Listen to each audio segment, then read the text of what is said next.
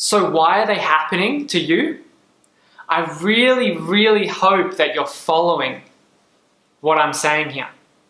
It's not the dust. If it was the dust, every single person in this world would be reacting when there's dust. It's not the dust, okay? This is a very important piece to understand.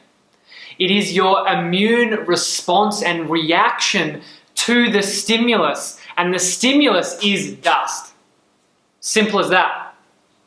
And your immune system is very much linked to the lymphatic system.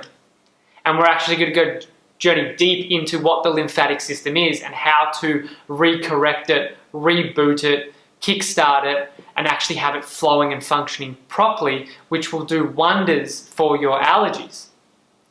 But this is a key piece. Everyone's looking outside and trying to minimize what's going on outside. Why is it happening? It's inside. The root of your dust allergies is inside your body within the immune system. Change that, shift that, and the allergy disappears.